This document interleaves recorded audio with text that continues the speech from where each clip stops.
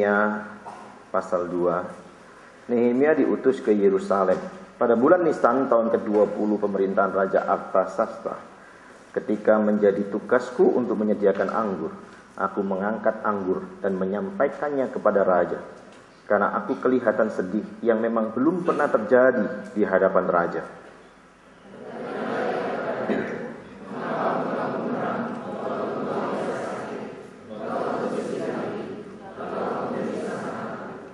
Jawabku kepada raja, hiduplah raja untuk selamanya. Bagaimana mukaku tidak akan muram kalau kota tempat pekuburan nenek moyangku telah menjadi reruntuhan dan pintu-pintu gerbangnya habis dimakan api.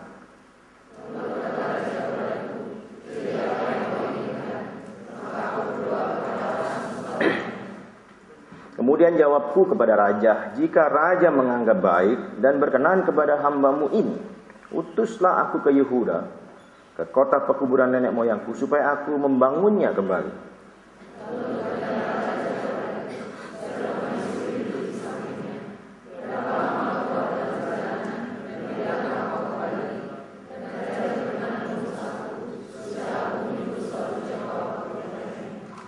Berkatalah aku kepada raja, jika raja menganggap baik, berikanlah aku surat-surat bagi bupati-bupati di daerah seberang sungai Efrat, supaya mereka memperbolehkan aku lalu sampai aku tiba di Yehuda.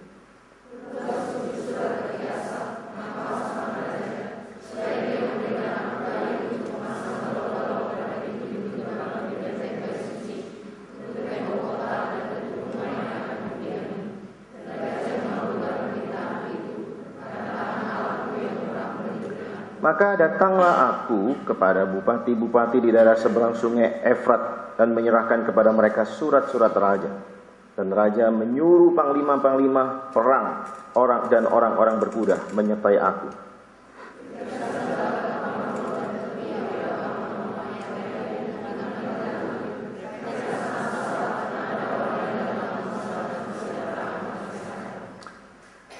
Maka tibalah aku di Yerusalem. Sesudah 3 hari aku di sana.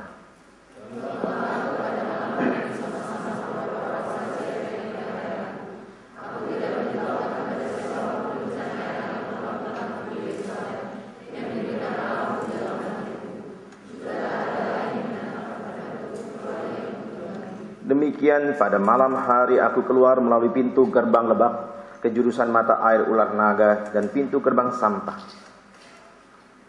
Aku menyelidiki dengan seksama tembok-tembok Yerusalem yang telah terbongkar dan pintu-pintu gerbangnya yang habis dimakan api.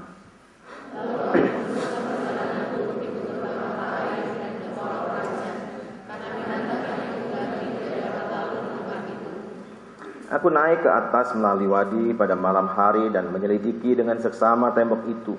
Kemudian aku kembali, lalu masuk melalui pintu gerbang lebak. Demikianlah aku pulang.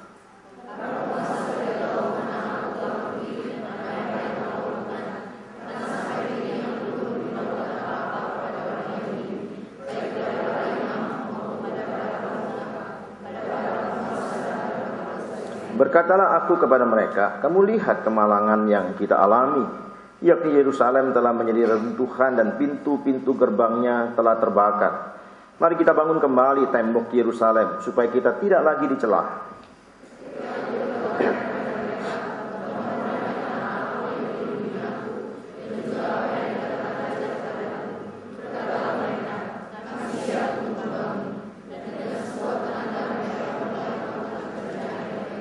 Ketika Sanballat orang Horon dan Tobia orang Ammon, pelayan itu, dan Geshem orang Arab mendengar itu, mereka mengolok-olokkan dan menghina kami.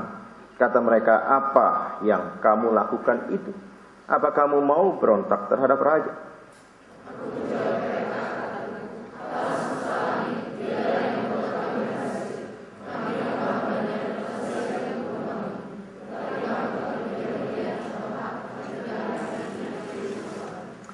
Ya, saudara, sedikit kita melihat gambaran tentang pintu gerbang dan tembok Yerusalem yang ada di dalamnya.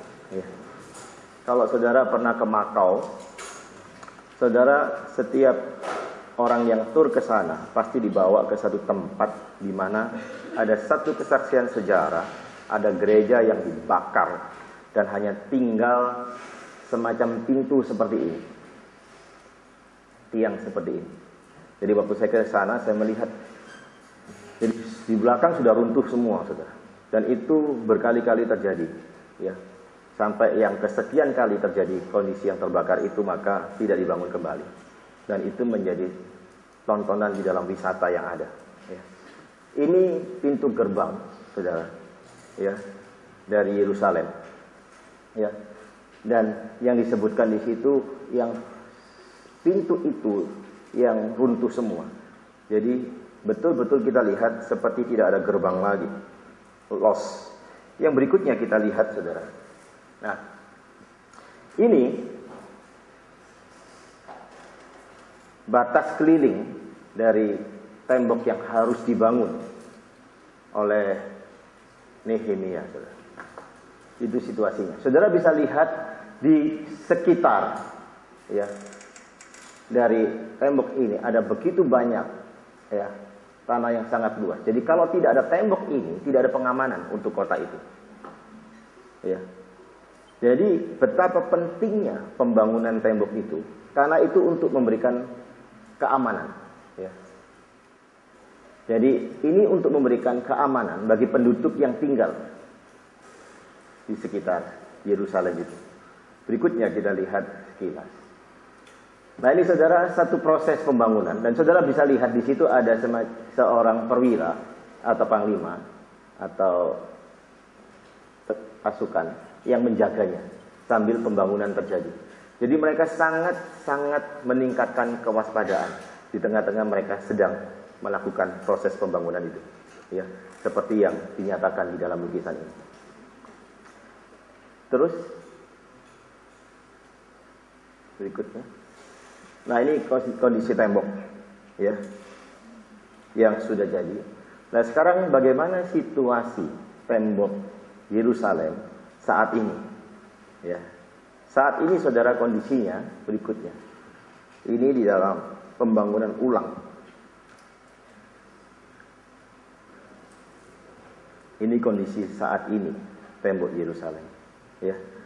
Nah, pembangunan sekarang dengan di dalam zaman Nehemia jelas sangat berbeda, ya, dengan kelengkapan, ya, teknologi yang dimiliki dan sebagainya. Kita lihat di situ. Tidak terlalu banyak orang yang dibutuhkan, boleh? Beda kan dengan yang tadi. Tadi penuh dengan banyak orang yang mengangkut. Sekarang kita lihat tidak terjadi semacam itu. Ada teknologi yang memudahkan mereka. Saudara, kalau kita lihat Nehemia yang baru pulang, ya, dari pembuangan itu, dan juga kemampuan semua yang dimiliki itu sangat terbatas, ya. Saudara bisa bayangkan bahwa ada satu beban untuk membangun kembali tembok itu. Kalau situasinya normal-normal saja dan aman-aman saja dan semuanya tersedia dengan sangat baik, maka mungkin tidak terlalu menjadi persoalan yang sangat berat. Tapi situasinya akan berbeda, saudara. Dari sisi ancaman dari luar itu selalu ada, selalu mengganggu, ya, untuk menggagalkannya. Belum lagi situasi daripada SDM setempat secara internal, mereka yang baru pulang dari pembuangan, ya. Jelas semua itu menunjukkan satu kondisi yang tidak memungkinkan.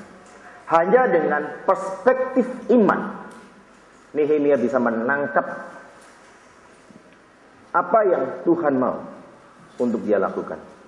Maka saya setuju apa yang dikatakan oleh Martin Luther. Dia mengatakan kalimat ini. Iman adalah sebuah keyakinan yang hidup dan berani mempercayakan diri di dalam kasih karunia Allah. Jadi iman adalah suatu keyakinan yang hidup dan berani mempercayakan diri kepada kasih karunia Allah. Setelah kita lihat, ada sesuatu hal yang sangat membuat Nehemia itu sulit secara kasat mata untuk menerima tanggung jawab pembangunan itu. Semua tidak memungkinkan. Tetapi ketaatannya dan imannya merespon panggilan itu. Itu yang patut kita belajar. Saudara, berdasarkan janji ya, adalah bahwa tidak ada yang mustahil bagi orang yang percaya, dikatakan oleh Markus pasal 9 ayat 23. Bahkan Tuhan Yesus berkata iman yang hidup itu dapat memindahkan gunung, dikatakan di dalam Matius pasal 17 ayat 20. Nah, saudara, di dalam konteks Nehemia pasal 2 ini kita akan melihat 3 bukti daripada iman Nehemia. Dan saat kita memperhatikan bukti-bukti iman, kita harus memeriksa diri kita, pelayanan kita. Apakah kita sedang berjalan dan bekerja dan berjuang di dalam pelayanan ini dengan iman yang sesungguhnya atau tidak. Yang pertama, saudara, kita lihat. Dia memiliki iman untuk menunggu di dalam ayat 1 sampai 3. Saudara, bulan Nisan itu menurut penanggalan orang Yahudi itu pertengahan Maret ya, sampai pertengahan bulan April ya. Jadi kita lihat bahwa hal ini menunjukkan sudah 4 bulan ya, berlalu sejak Nehemia menerima berita dari Hanani yang kemarin kita dengar khotbah ini, berita yang buruk tentang Yerusalem. Perhatikan dengan baik. Seperti seharusnya orang-orang percaya bersikap, saudara. Nehemia sabar menunggu sampai Tuhan mengarahkannya.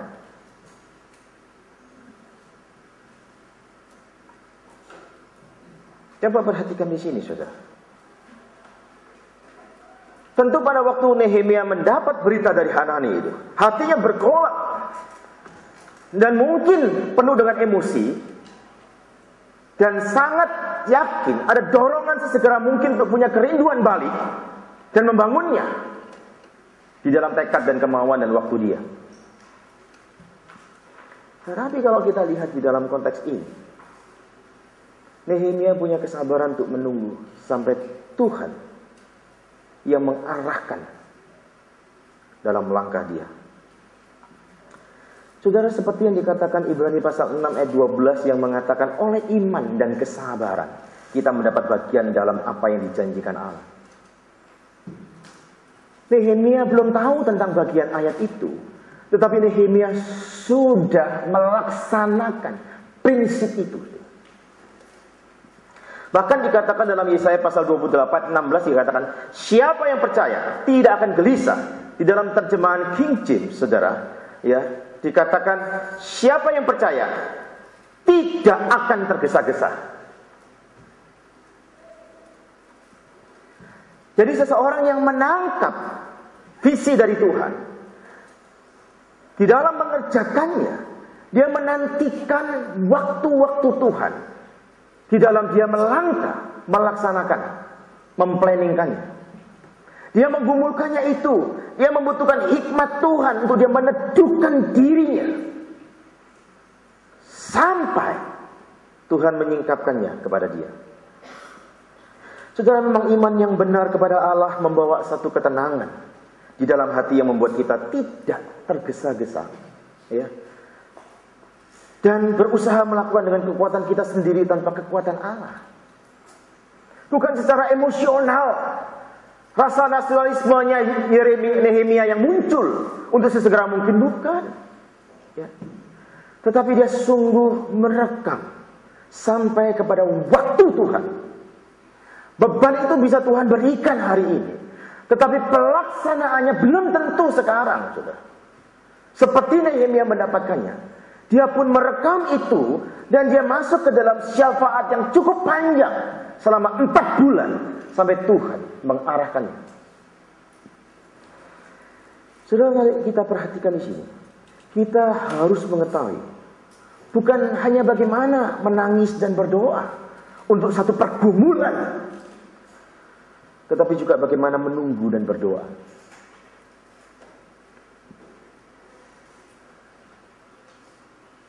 Ada 3 pernyataan dalam Alkitab yang dapat membuat kita tenang dan tidak tergesa-gesa dan sabar menunggu di dalam waktu Tuhan itu.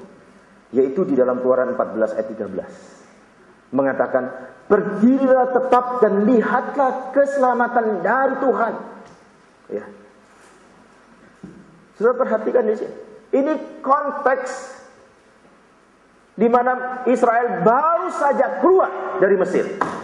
Sebelum masuk ke dalam satu pujian syair dari Musa di dalam pasal 15. Diingatkan oleh mereka bahwa hanya dengan kekuatan Tuhan mereka bisa keluar dari Mesir. Bukan karena kuat gagah, enggak. Bukan karena banyaknya orang Israel, bukan. Tetapi hanya karena Tuhan.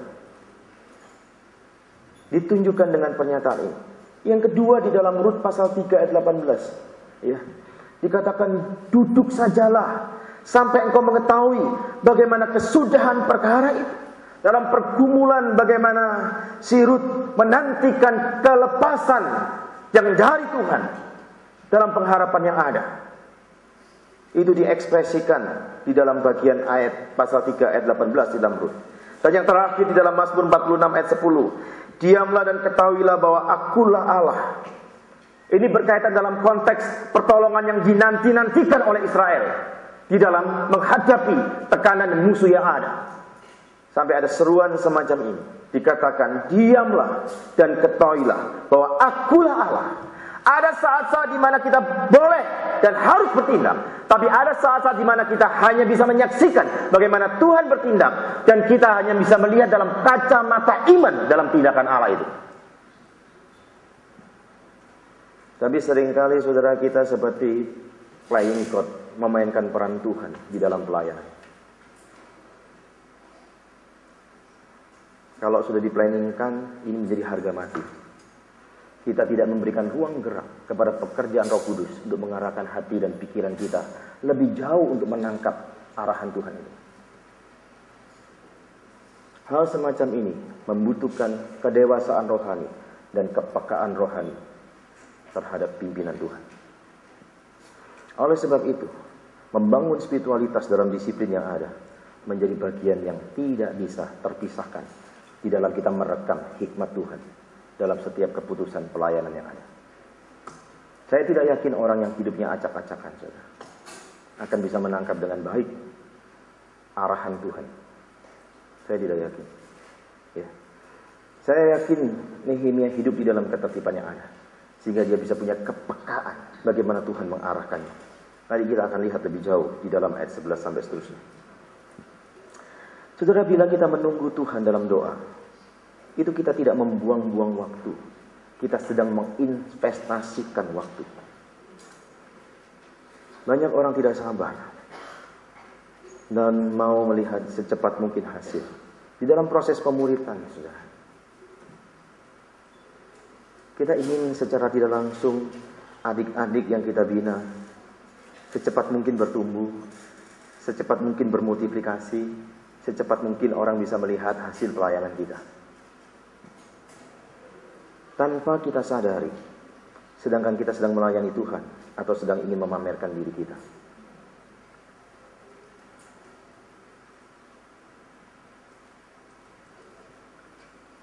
Hal semacam ini seringkali tidak disadari dalam suatu proses pelayanan.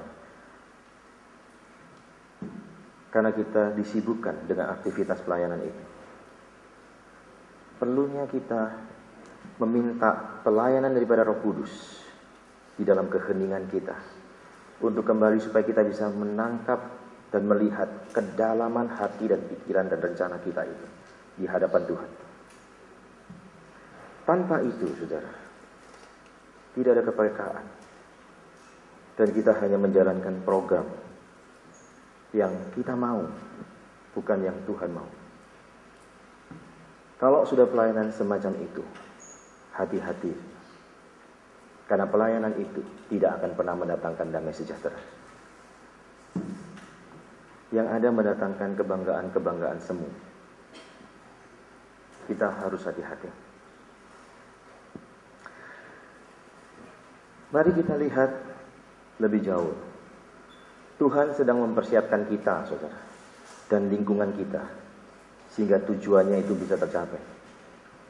Tuhan mempersiapkan kita, mempersiapkan ladang kita, supaya kehendaknya itu bisa tercapai dan terrealisasi di dalam konteks pelayanan kita.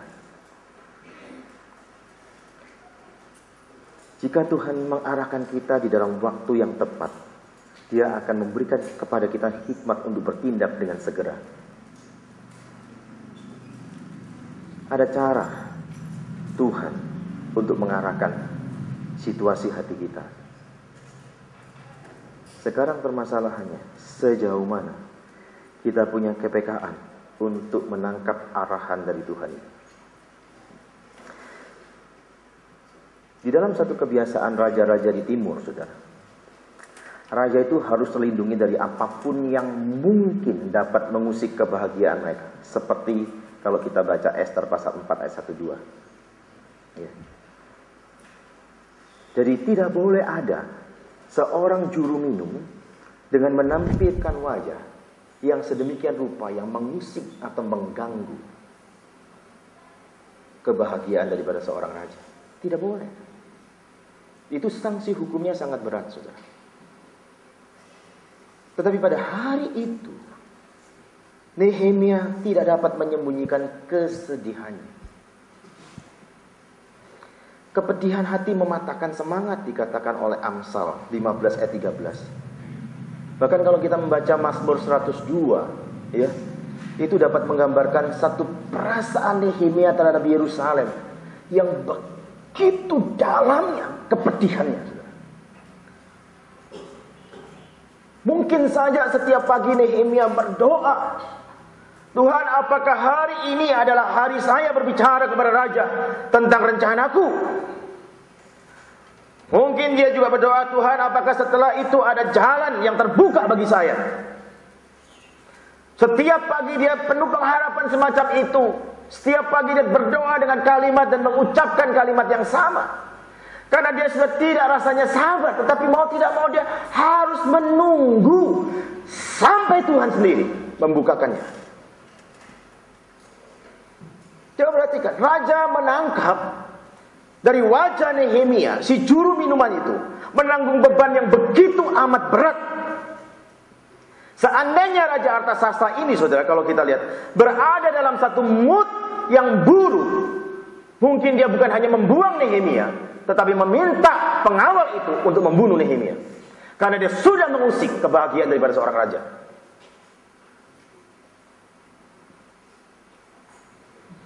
Tetapi kita melihat di sini, saudara, kita lihat hal yang sebaliknya. Tentu hal yang sebaliknya itu tidak pernah terduga oleh Nehemia. Bahwa raja bertanya, mengapa hambanya nampak sangat sedih? Dan hal semacam ini sudah sangat tidak lazim, saudara, bagi seorang raja. Ya. Prinsip di dalam Amsal 21 ayat 1, saudara, menjadi satu bagian. Kita melihat konteks ini. Bahwa hati raja seperti batang air di dalam tangan Tuhan. Dialirkan kemana ia ingin.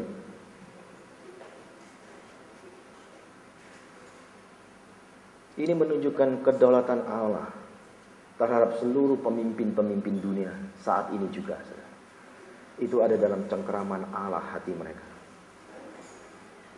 Juga termasuk pemerintahan dan orang-orang yang di dalam kelompok-kelompok tertentu yang mencoba menggunakan kekuatan kekuasaannya, ingin menghimpit dan menghabisi kekristenan dimanapun saja. Kita harus sadar dan kita harus percaya bahwa kedaulatan Allah akan dinyatakan di dalam waktunya. Dan ini memberikan penghiburan bagi setiap orang yang melayani Dia. Karena tidak ada sesuatu yang perlu ditakutkan jika ada di dalam hidup kita Allah di dalam segala keperpihakannya. Benar yang dikatakan firman Tuhan, jika Allah di pihak kita, siapakah lawan kita? Pernyataan ini ingin meneguhkan kembali supaya kita bersandar penuh, dan Allah itu adalah tempat bersandar yang sangat bisa dipercaya, segala kedaulatannya. Mari kita renungkan kebenaran ini, saudara.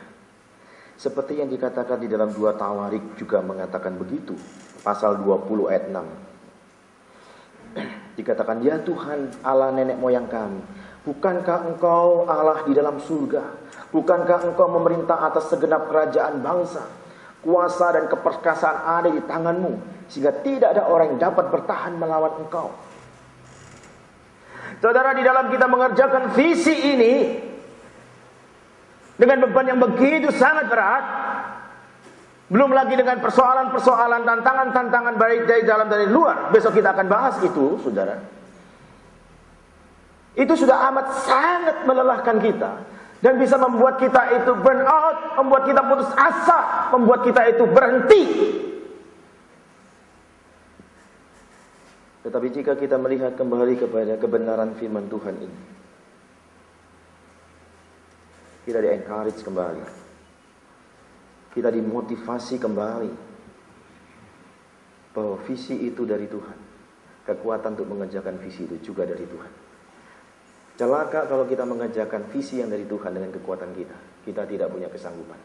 Dan kita tidak bisa sampai kepada tujuan yang Tuhan mau juga. Bukan hanya tidak sanggup, tetapi kita tidak mungkin akan sampai kepada tujuan yang Tuhan mau. Kalau visi itu dari Tuhan, maka kekuatan untuk mengerjakan pun dari Tuhan. Cara untuk mengerjakannya pun dari Tuhan. Waktu untuk bergerak pun juga dari Tuhan. Yang kedua, saudara, iman yang kedua, dia memiliki iman untuk bertanya di dalam ayat 4-8. Raja bertanya kepadanya, apa yang kau inginkan? Dikatakan begitu. Ini sebuah kesempatan bagi Nehemia. Perhatikan, segala kuasa dan kekayaan kerajaan ada di balik pertanyaan itu. Raja punya kekuasaan, raja punya segalanya. Pada waktu raja bertanya kepada Nehemia, apa yang kau inginkan?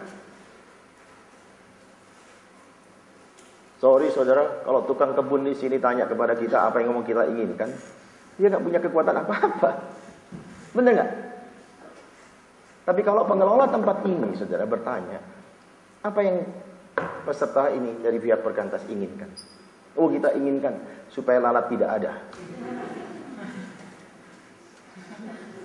Kita inginkan malam tidak ada serangga, laron-laron dan sebagainya.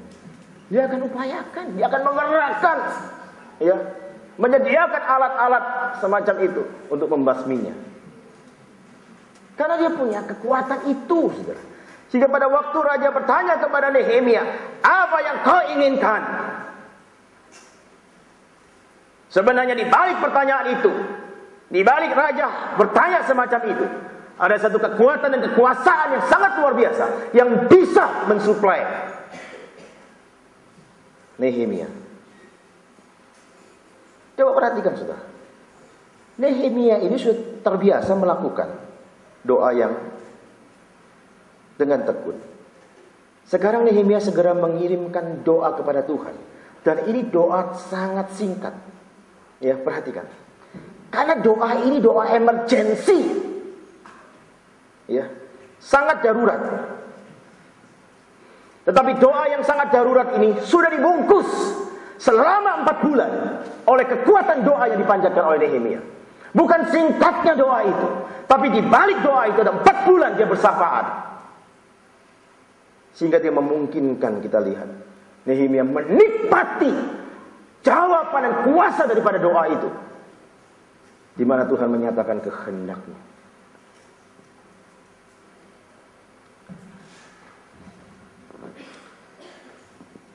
Di saat-saat yang sangat normal, adakah kita memelihara kehidupan doa kita yang sesungguhnya? Sehingga di saat-saat kita dalam kondisi yang sangat emergensi, doa itu tetap menjadi bagian di dalam kekuatan kita menghadapi kondisi-kondisi demikian.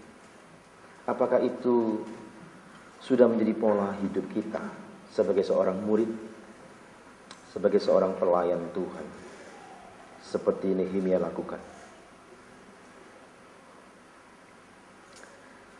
Berkembangnya satu pelayanan, berkembangnya berkat-berkat secara pribadi yang menolong kita,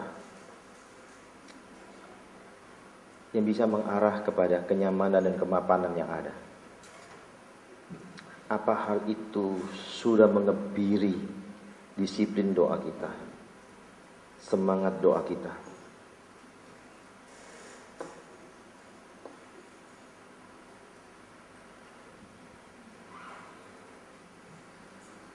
Saudara, visi yang Tuhan percayakan untuk mengerjakan pelayanan ini di tengah-tengah era zaman yang tidak gampang, yang tidak mudah.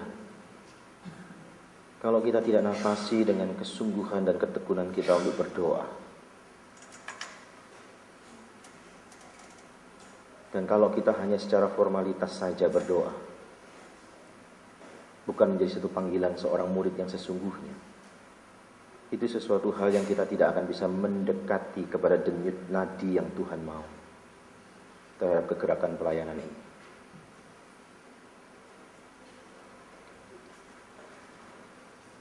Saudara, perhatikan. Salah seorang penafsir mengatakan doa yang dinaikkan Nehemia ini adalah doa yang sangat singkat.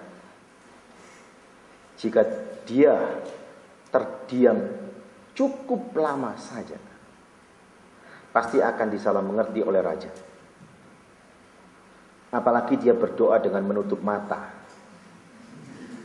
Raja akan merasa curiga dengan dia. Untuk hal ini pun butuh hikmat Tuhan.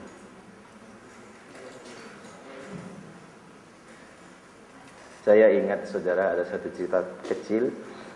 Ada seorang teman yang tidak punya pengalaman di dalam mengusir setan. Dan bertepatan yang kerasukan ini luar biasa ganasnya. Dia berdoa, tutup mata, pegang orang itu, ditempeleng dia, saudara.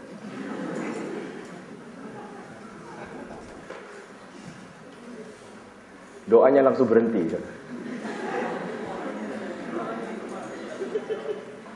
Orang nempeleng aja sakit, apalagi setan yang nempeleng. Ini kan kekuatan dari setan.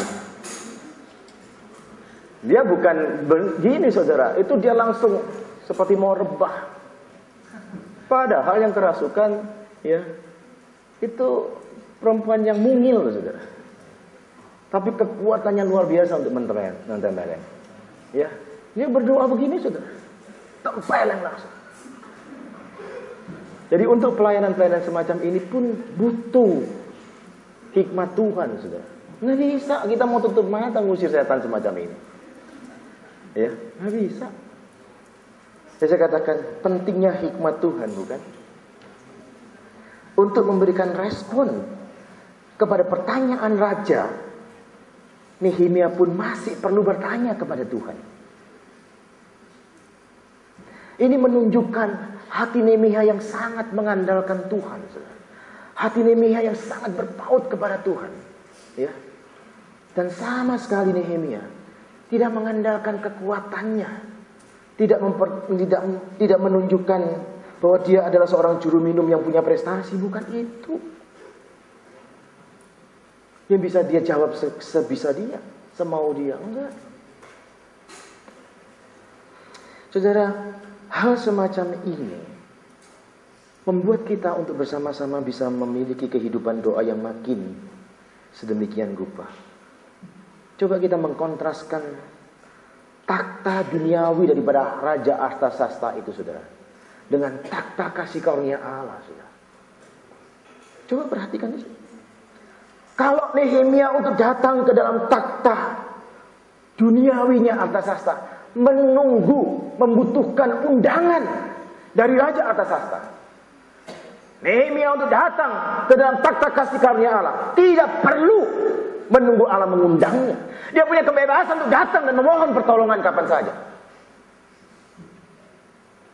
Ini yang seharusnya kita lihat, bahwa kita punya Allah yang kapan saja bisa kita hampiri, untuk di mana kita bisa minta permohonan dan pertolongan-pertolongan di dalam kita mengelola pelayanan dan pergumulan-pergumulan hidup yang begitu sangat berat.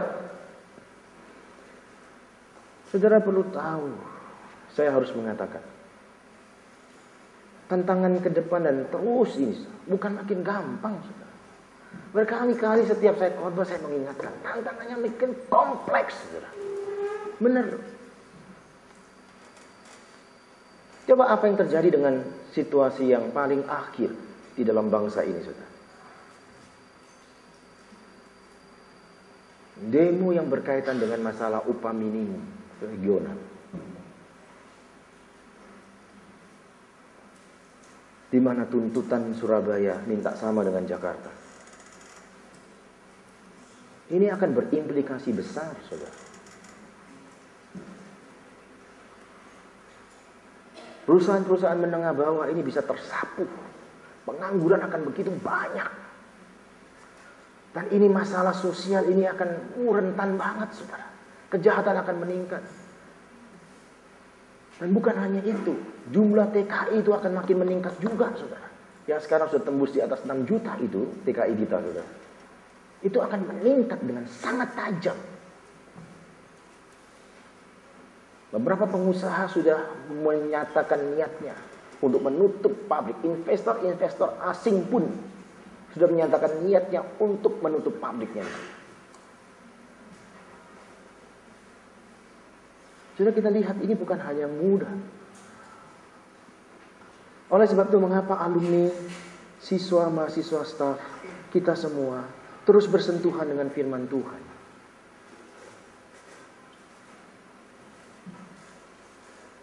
Kalau kita tidak punya akar yang kuat kepada firman ini, gak akan tahan, benar gak akan tahan.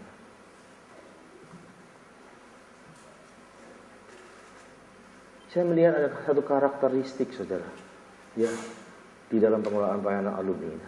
Kalau di satu kota alumni itu alumni yang fresh graduate, ya menengah ke bawah itu ya, yang belum, ya mungkin punya anak baru kecil, kira-kira gitu, atau belum, ada yang belum menikah.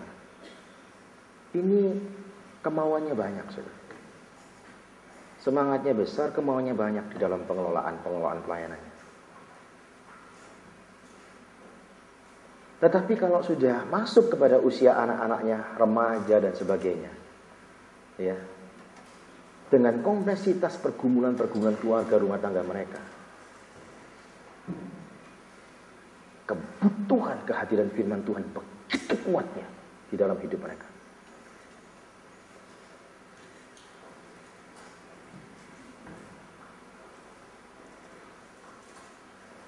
Ini sesuatu hal yang sangat penting.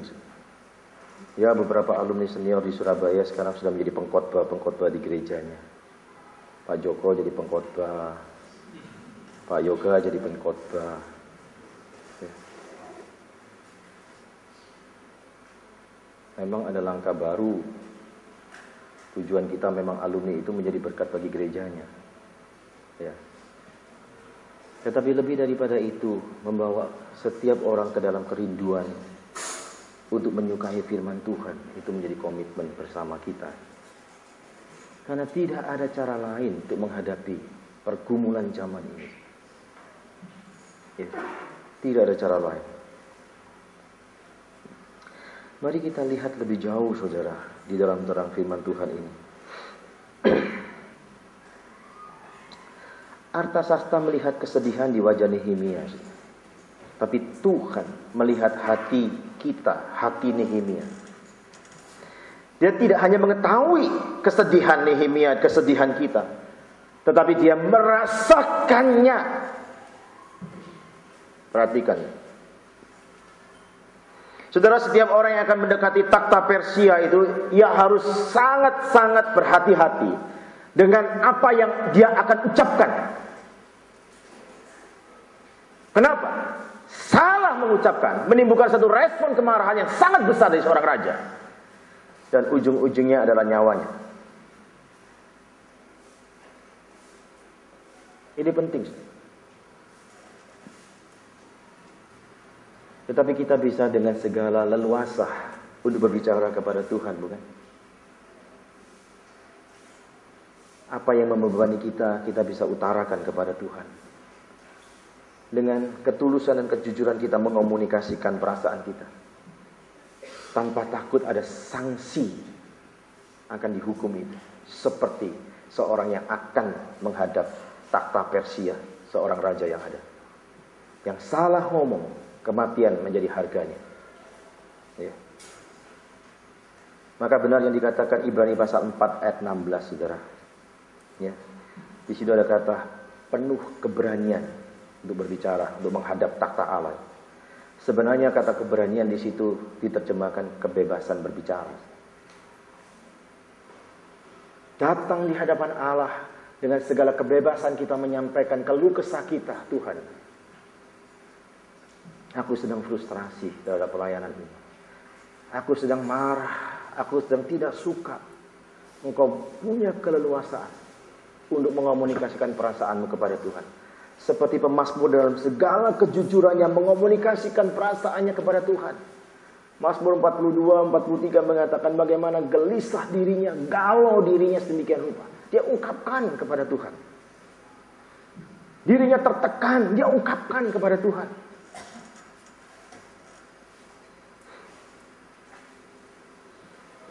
Saudara, kita tidak pernah tahu, Nehemia juga tidak pernah tahu dengan tepat mood daripada seorang raja. Kita juga nggak tahu mood dari rekan pelayanan kita, orang lain kita nggak tahu. Ya. Tetapi kita selalu dapat yakin bahwa Allah menyambut kita dengan penuh kasih. Itu mood Allah, saudara.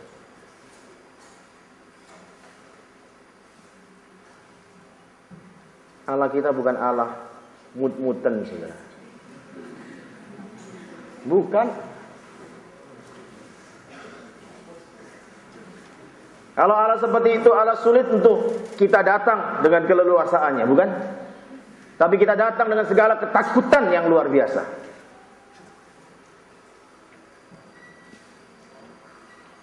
Saudara, Rabi Yahudi itu sering menjawab pertanyaan dengan pertanyaan, saudara. Maka jangan heran, ya, kita lihat Nehemia mengikuti contoh semacam itu. Raja bertanya, kenapa dia bertanya juga? Itu sudah menjadi pola daripada seorang Rabi Yahudi, saudara. Ya. Nah, Nehemia mengatakan kepada raja apa yang ia rencanakan dan ia mendapat simpati raja dan disertai dengan pertanyaan bagaimana seharusnya ia lakukan karena dia merasa sedih melihat kondisi kota pekuburan nenek moyangnya. Saudara, ini adalah satu pendekatan yang berdasarkan psikologis yang sangat tepat secara sosiologis juga, saudara. Ya. Dan Allah menggunakan jawaban Nehemia untuk mendapatkan simpati dari raja.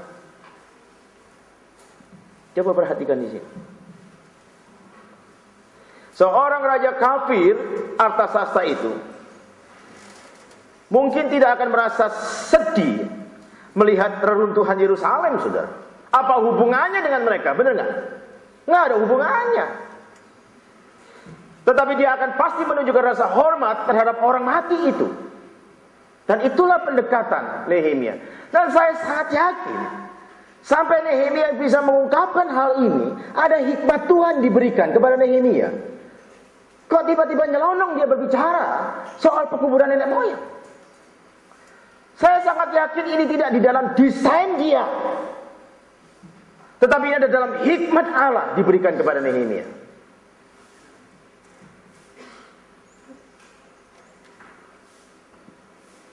Kalau kita lihat dengan sangat detail semacam ini, kita lihat providensia Allah yang begitu nyata di dalam proses Nehemia ini.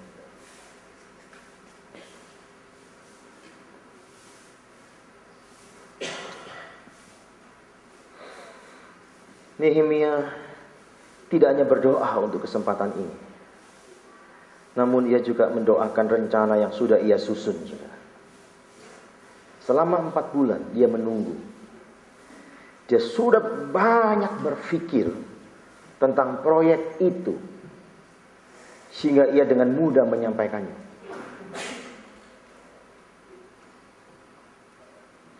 Jawabannya kepada raja dapat diringkas dalam 2 permintaan, saudara. Utuslah aku, ayat 4-6, dan dukunglah aku, ayat 7-10. Itu maksud Nehemia.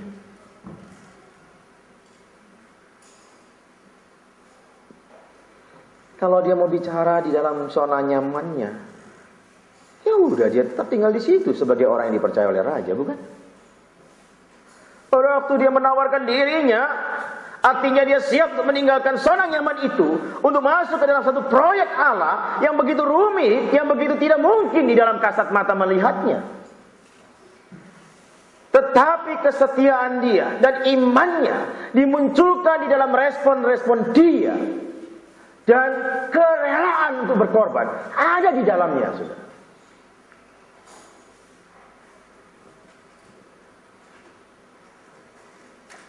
Nehemia tidak bisa meninggalkan pekerjaannya di istana tanpa persetujuan dari raja, saudara.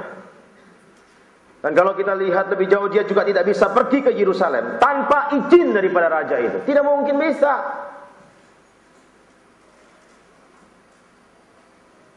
Saudara, para pejabat setempat pernah satu kali menghentikan pekerjaan pembangunan Yerusalem sebelumnya. Kalau kita lihat Esra pasal 4. Itu benar-benar terjadi. Dan Nehemia tidak ingin pengalaman itu terulang lagi di dalam hal ini.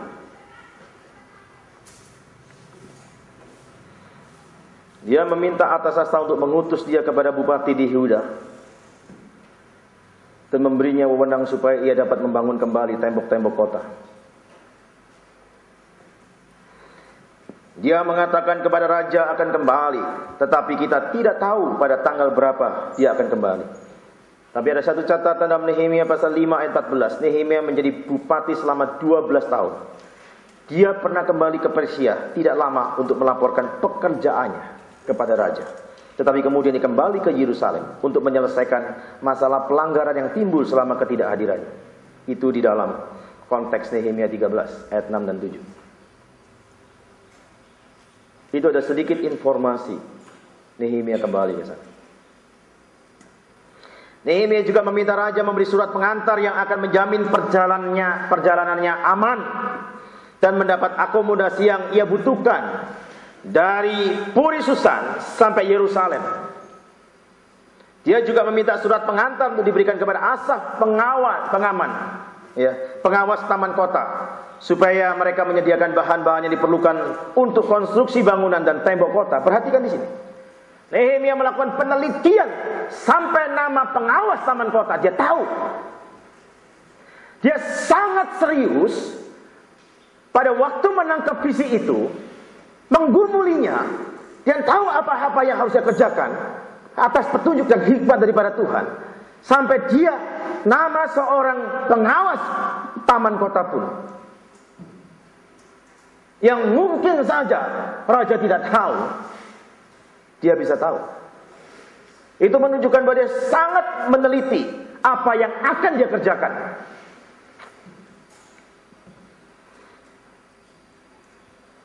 Sudah perhatikan, Artasasta memberi apa yang Nehemia minta. Itu adalah tangan Allah yang membuat raja bersikap demikian. Perhatikan yang dikatakan oleh Nehemia di dalam ayat 8 bagian terakhir. Dan pada waktu dia bersaksi kepada orang-orang yang dimotivasi untuk terlibat dalam pelayanan, dia mengungkapkan ada tangan Tuhan yang memungkinkan semua itu bisa terjadi. Sudah perhatikan di dalam hal ini.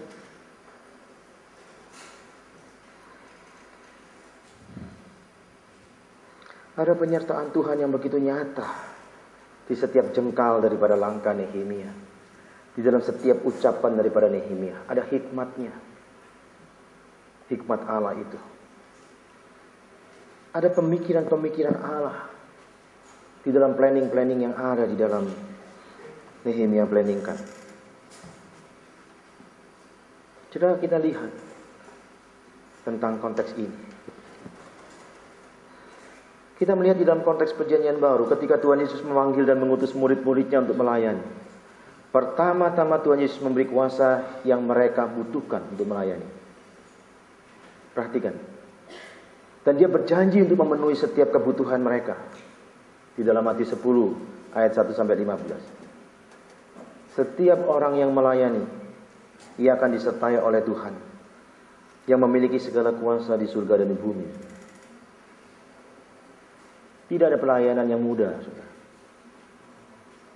Dan tidak ada pelayanan yang tanpa masalah.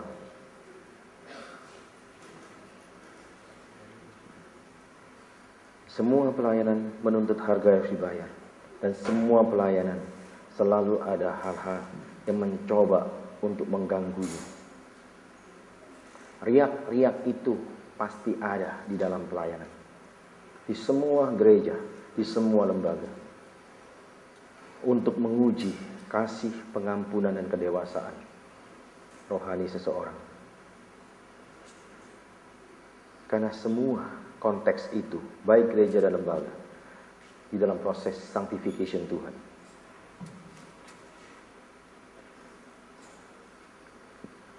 Kalau kita lihat pola relasi Nehemia dengan para pejabat yang tidak seiman, ini memberikan satu contoh yang sangat baik, sehingga mereka bersedia melakukan pekerjaan Allah.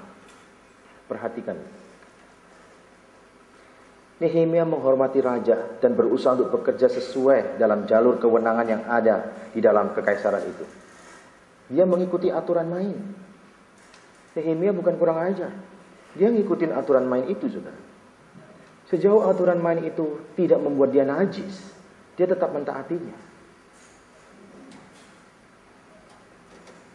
Dia tidak mengatakan kepada raja, saya memiliki visi, misi dari Tuhan untuk pergi ke Yerusalem,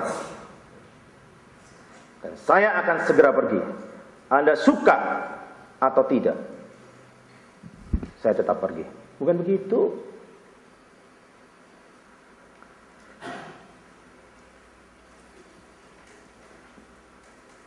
Saudara, di dalam hati kita yang terdalam, kita mengerti bahwa kita harus lebih taat kepada Tuhan daripada taat kepada manusia. Seperti yang diucapkan oleh para rasul di dalam Kisah Rasul pasal 5 ayat 29. Dan juga Paulus di dalam 1 Galatia pasal 1 ayat 10, bukan? Tetapi kita harus juga menunjukkan sikap hormat terhadap pemerintah. Paulus pun mengajarkan itu dalam Roma 13.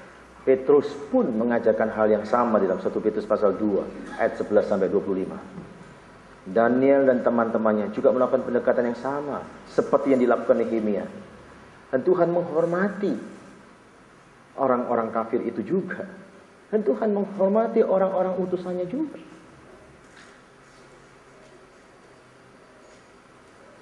Respon raja, saudara, di dalam konteks ini memberikan satu bukti kedaulatan Allah di dalam urusan tentang negara.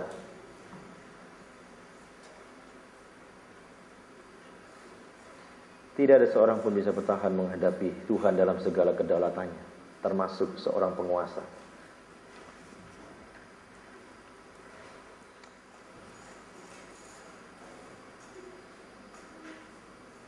Kaisar pernah mengeluarkan satu keputusan yang membawa Yusuf dan Maria ke Bethlehem untuk menggenapi rencana Allah dalam kelahiran Kristus itu, bukan? Orang-orang kafir bisa dipakai oleh Tuhan untuk menggenapi rencananya.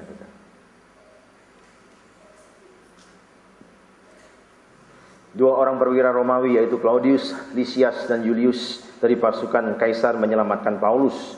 Kalau kita baca Kisah Rasul pasal 21 di situ ayat 26 sampai 40, dan pasal 23 ayat 25 sampai 30, dan pasal 27 ayat 1 dan 42 sampai 44. Saudara, meskipun mungkin kita merasa sangat bermanfaat untuk memiliki pejabat yang percaya kepada Tuhan seperti Yusuf, orang-orang yang punya jabatan tetapi yang sangat cinta Tuhan seperti Daniel, seperti Nehemia, tetapi kita harus tetap mengingat bahwa Tuhan tidak hanya memakai orang percaya saja untuk menggenapi rencananya. Tuhan bisa menggunakan siapa saja yang Tuhan mau dalam kebebasan kedaulatannya untuk menggenapkan rencananya. Itu artinya jangan pernah sombong kalau engkau dipakai Tuhan untuk memajukan pelayanan, untuk membawa dan mempertobatkan banyak orang, membawa adik-adik bertumbuh. Jangan pernah sombong.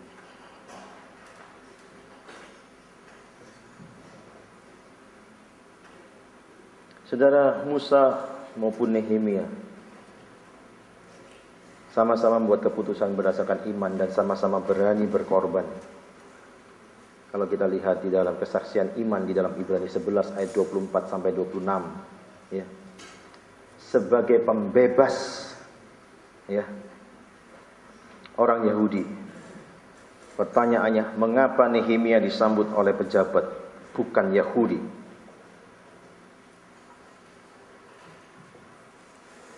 Padahal Nehemia tidak membuat tanda-tanda ajaib. Tidak ada tanda-tanda ajaib seperti Musa lakukan.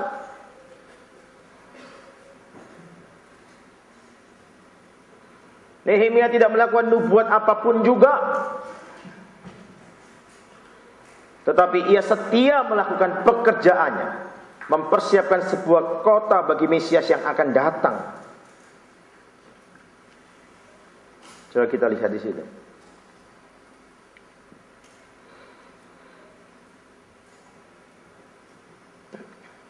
Yang kedua sudah kita lihat, dia memiliki iman untuk menantang orang terlibat.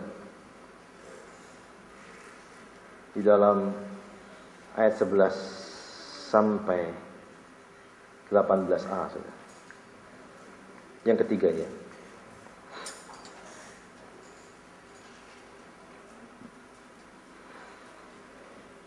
Yang pertama sudah kita mencoba menyoroti tentang perjalanannya di dalam ayat 9 sampai 10.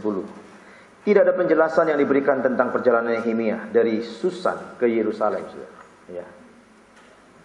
Sebuah perjalanan yang memakan waktu setidaknya minimal, kalau dilihat dari jarak tempuh, itu 2 bulan.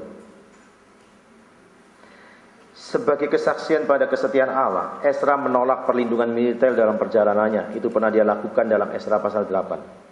Tapi karena Nehemia adalah seorang bupati dalam perjalanan dinas, dia memiliki pengawalan militer. Itu sudah menjadi kewajiban yang tidak bisa tidak. Nehemia memiliki iman seperti halnya Ezra. Ya. Tetapi sebagai petugas kerajaan, ia tidak bisa pergi tanpa pengawal.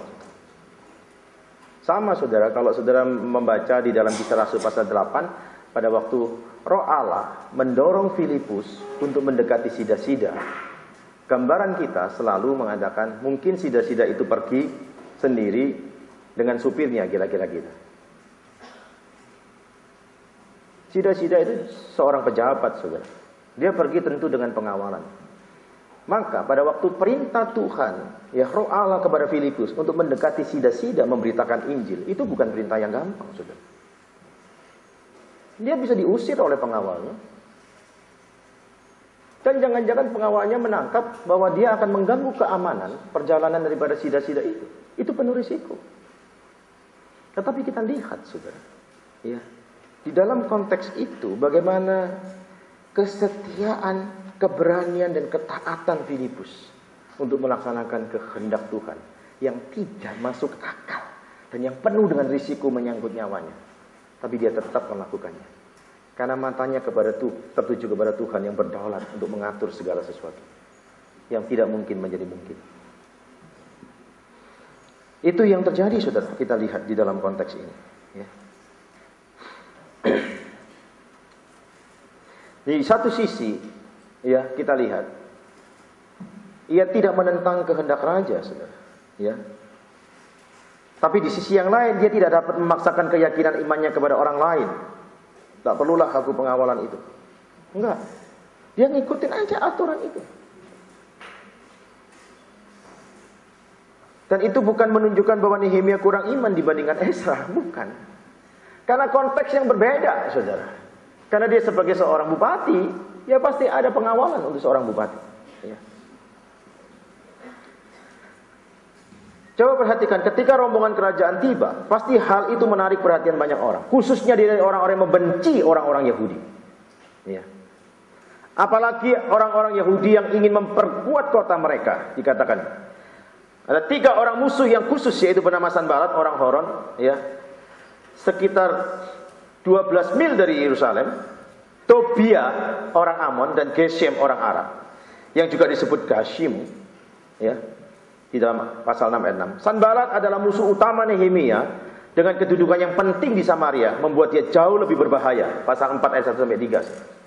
Jadi nampaknya, saudara, kedatangan dia itu bukan disambut dengan hal yang sangat enak.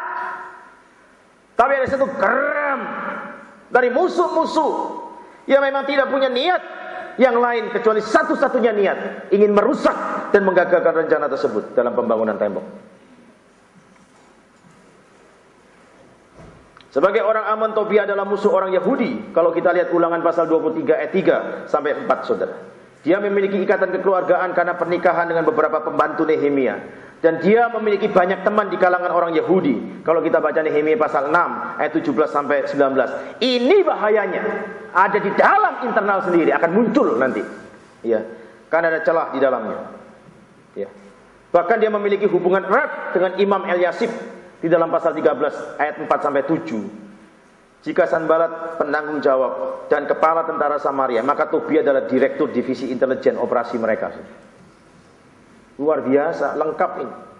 Dia yang mengumpulkan informasi dari dalam, yaitu dari teman-temannya yang Yahudi, kemudian menyampaikan berita yang ia dapatkan kepada Sanbalat dan Geshem. Kemudian mereka mengatur strategi. Bagaimana enaknya, bagaimana cara memporak-porandakan dan menggagalkan rencana itu.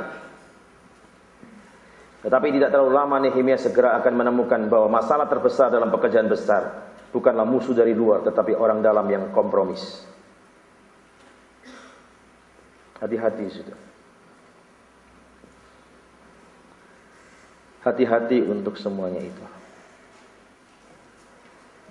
Nehemia menyadari itu. Kehancuran banyak gereja karena ada musuh-musuh secara internal. Saya selalu diingatkan bahwa di dalam pelayanan tidak mungkin lepas dari sosok seorang Yudas. Saya tidak ingin mengatakan saudara Yudas atau yang lain Yudas. Tapi pernyataan saya ini, waspadalah supaya kita tidak menjadi. Karena saya pun bisa menjadi Yudas kalau tidak waspada. Di sini membuat kita harus hati-hati.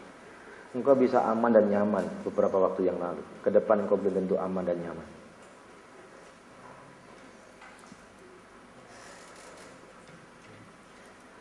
Yang kedua, setelah perjalanannya kita melihat satu investigasi yang dilakukan di dalam ayat 11 sampai 16. Setelah melakukan perjalanan panjang dan sulit, Nehemia mengambil waktu untuk beristirahat. Perhatikan. Sebab seorang pemimpin juga harus memperhatikan kebutuhan pribadinya sendiri, supaya dia mampu melayani Tuhan dengan optimal, saudara. Dikatakan ayat 11 itu kan beberapa hari setelah itu baru dia, ya. Dia juga mengambil waktu untuk menelusuri Yerusalem tanpa menarik perhatian musuh-musuhnya. Nggak tahu. Secara sembunyi-sembunyi. Seorang pemimpin yang baik tidak terburu-buru bekerja, tapi dengan sabar mengumpulkan fakta-fakta yang didapat secara langsung, kemudian membuat satu rencana, membuat satu strategi yang tepat di dalamnya.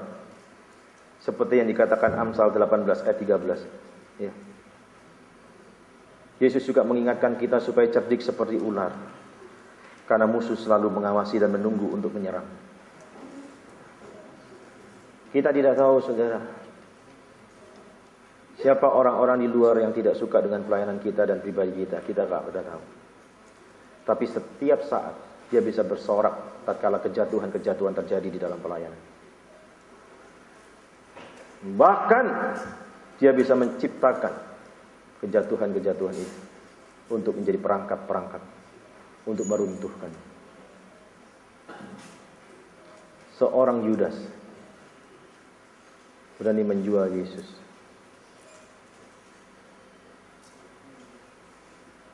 Artinya yang punya otoritas pun berani dia jual. Apalagi kita yang tidak punya apa-apa. Hidup kita tentu tidak bisa menyenangkan semua orang. Keputusan-keputusan pelayanan kita tentu tidak bisa menyenangkan dan menyukakan semua orang.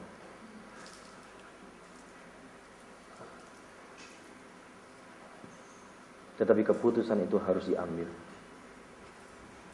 Dan kadang-kadang keputusan itu kita sulit untuk mengertinya. Tetapi kita belajar untuk melihat maksud Tuhan melalui semua proses yang ada. Nehemia sedemikian rupa, saudara. Perhatikan. Pemimpin seringkali harus terjaga saat orang lain tidur, dan bekerja ketika orang lain sedang beristirahat. Saudara, kadang-kala seorang pemimpin dia menghadapi situasi yang semacam ini. Dia tetap bisa terjaga saat orang lain tertidur, dan dia bekerja ketika orang lain sedang beristirahat.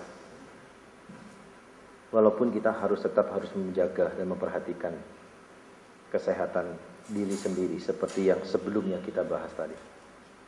Tapi ada situasi tertentu yang memanggil seorang pemimpin harus demikian. Dan di situ dituntut kerelaan daripada seorang pemimpin.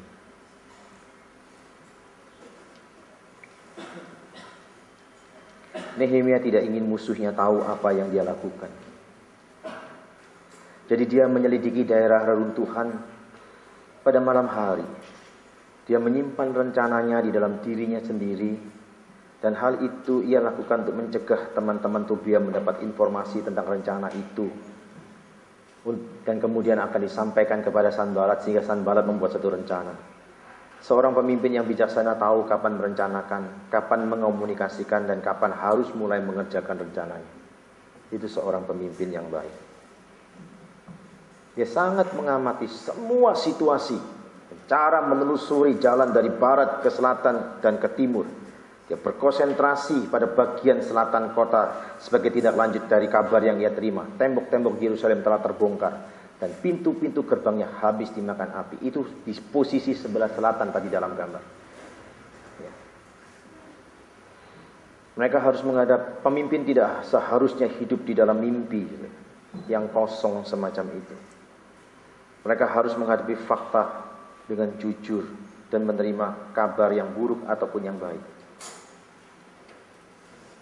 Nehemia melihat lebih seksama di malam hari dibandingkan dengan pengamatan penduduk yang melihat di siang hari.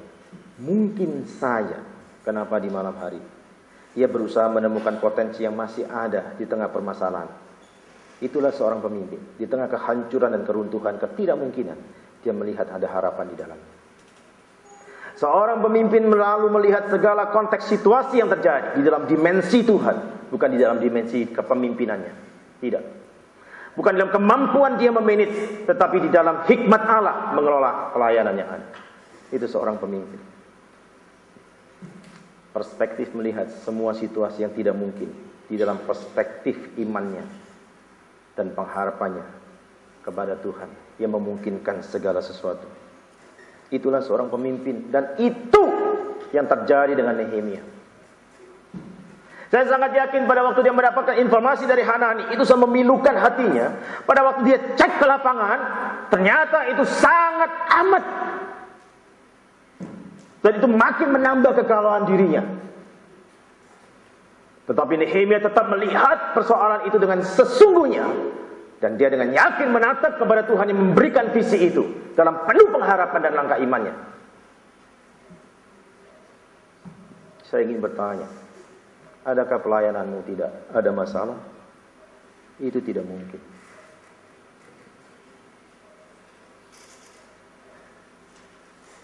Adakah hidupmu tidak punya persoalan? Itu tidak mungkin. Engkau melayani, engkau bermasalah. Pelayananmu bermasalah. Sekelilingmu bermasalah. Seperti tidak ada sesuatu jalan keluar. Putus asa aja. Tapi seorang pemimpin, dia melihat bahwa ini kepercayaan visi yang dari Tuhan. Maka melihat semua konteks itu di dalam perspektif ilahi.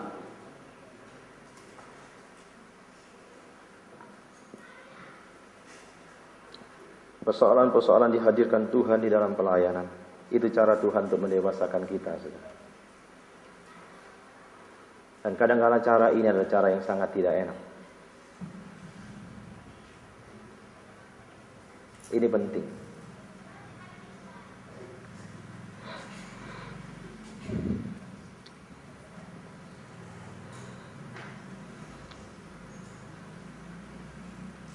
Yang ketiga, saudara, di dalam konteks iman ini, untuk menantang orang terlibat. Ayat 17-20, Nehemia memberikan tantangan ini. Fokus hidup dan pelayanan Nehemia adalah kemuliaan dan kebesaran Tuhan, bukan dirinya sendiri. Perhatikan di dalam cara dia mengomunikasikan bebannya. Belum lama, baru beberapa hari dia tiba di Yerusalem. Tetapi dia sudah berbicara dengan kata kita dan kami, bukan engkau dan mereka. Itu cara Nehemia mengomunikasikan bebannya.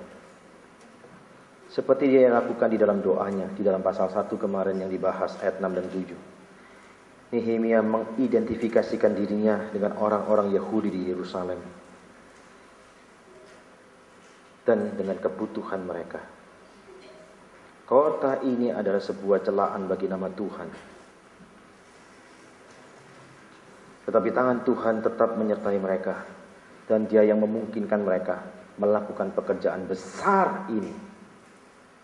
Coba perhatikan cara Dia mengamatinya.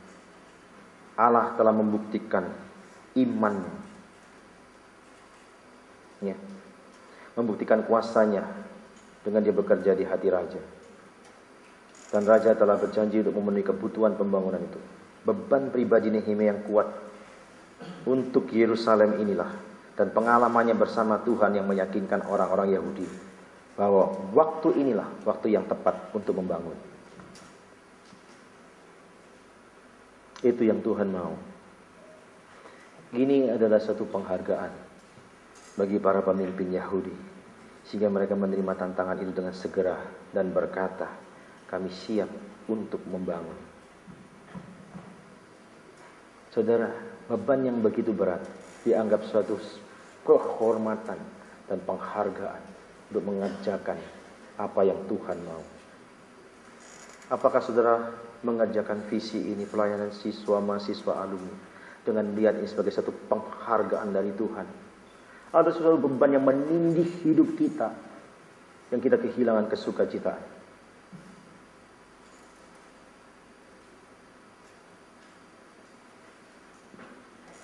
Nehemia tidak demikian. Orang-orang Yahudi yang ditantang Nehemia tidak demikian. Mereka melihat satu penghargaan yang dari Tuhan. Dan Nehemia juga dihargai dengan respon mereka. Saya sangat yakin di dalam benak orang-orang yang menerima tantangan Nehemia, belum tentu semuanya itu memahami seutuhnya tentang pekerjaan itu. Mungkin ada yang bertanya-tanya, tetapi mereka punya kesediaan untuk menyambut pekerjaan yang besar dari Tuhan ini.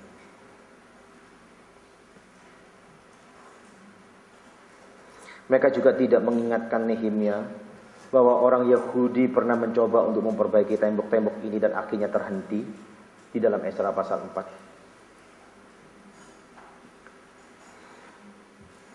Mereka tidak mengatakan, kami sudah mencoba sekali ini dan tidak berhasil, mengapa harus mencoba lagi? Tidak.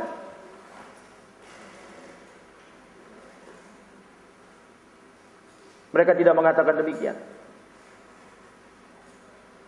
Mereka punya pengalaman gagal, tetapi pengalaman gagal itu tidak mengebiri mereka untuk mengerjakan di dalam perspektif iman mereka kepada Tuhan, dalam proyek Tuhan untuk mereka.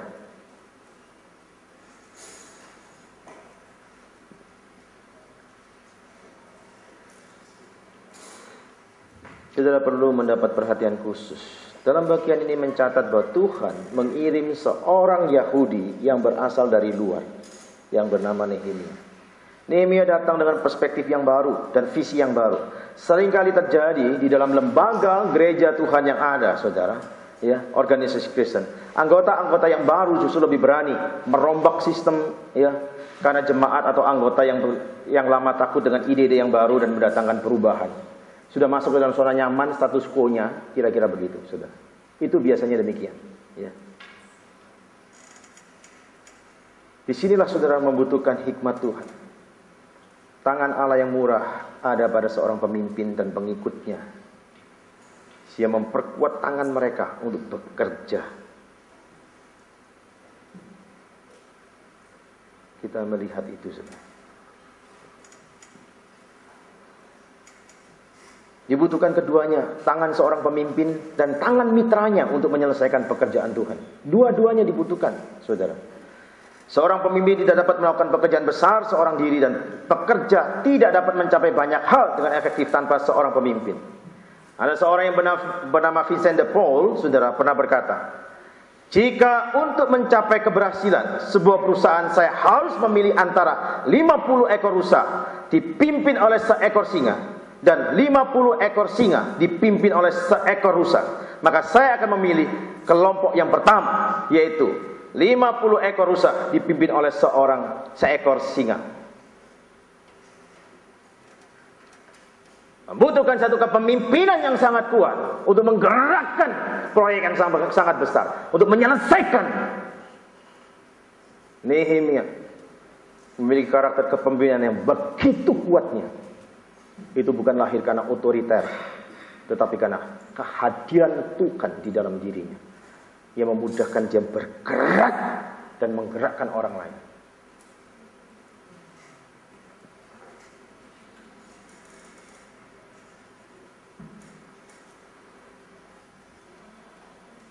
Nehemia tidak hanya mampu menantang orang Yahudi sebangsanya untuk terlibat dalam pekerjaan, tetapi juga mampu berdiri tegak melawan musuh dan menghadapi musuh dengan efektif. Itu dia lakukan. Dan itulah Nehemia. Segera setelah umat Allah melangkah dengan iman melakukan kehendaknya, kita lihat musuh akan muncul dan mencoba untuk menghambat mereka. Sanbalat dan Tobiah mendengar usaha Nehemia ayat 10 dan meminta Geshem untuk bergabung dengan mereka untuk menentang orang Yahudi ini.